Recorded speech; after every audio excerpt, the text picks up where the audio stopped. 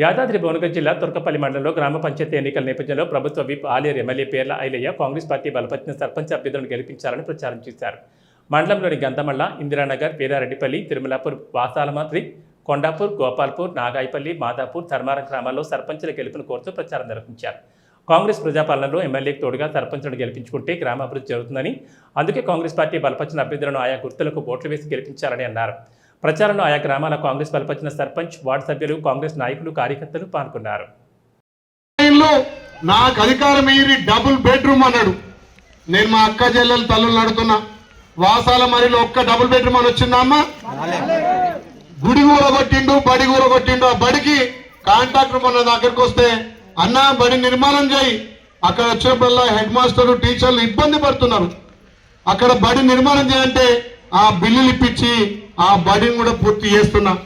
గత 10 ఏళ్ళుగా ధనిక రాష్ట్రంలో మా పేదలకు కనీసం ఒక్క రేషన్ కార్డు ఇవ్వలే.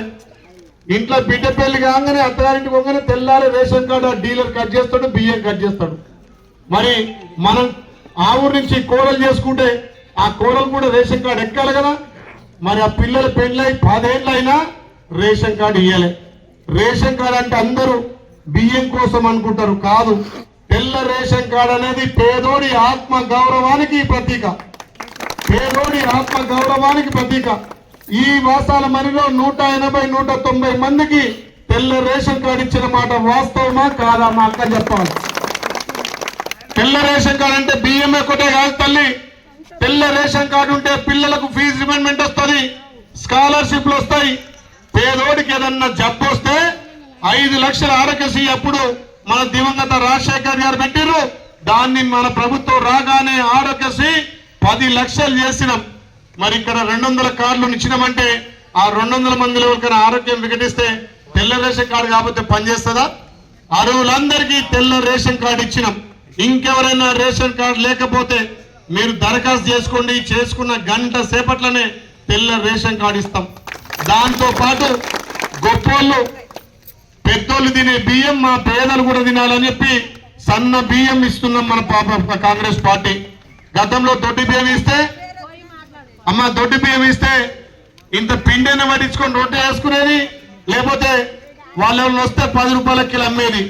కానీ ఇలా సన్న బియ్యం అమ్ముకుంటున్నామమ్మా, తింటుండగా సన్న బియ్యం. మరి ఇది పేదల ప్రభుత్వం, పేదల కోసం ఏర్పడ్డ ప్రభుత్వం. మా అక్క చెల్లెలు, మా తల్లులు దీవించిన ప్రభుత్వం కాబట్టి మీ ఇండ్లకు సంక్షేమ పథకాలు అందాలని ఇందిరమ్మలు, రేషన్ కార్డులు. ఇవాళ పేదోడు నిజంగా 200 యూనిట్లు కాలేకల్లో ఉన్న కరెంటు బిల్లు కడుతురా? నిజంగా చెప్పాలి.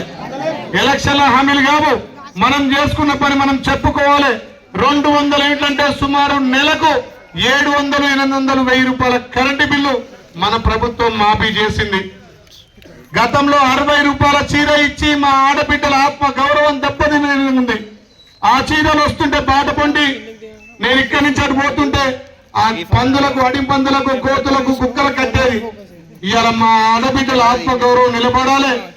మా మహిళా సంఘాలు ఏరి కోరి ఏ రకంగా చీర కావాలంటే ఆ చీరను తయారు చేసి సిరిసిల్ల చేనేత కార్మికత్వం చేసి మీకు ఇస్తున్నాం.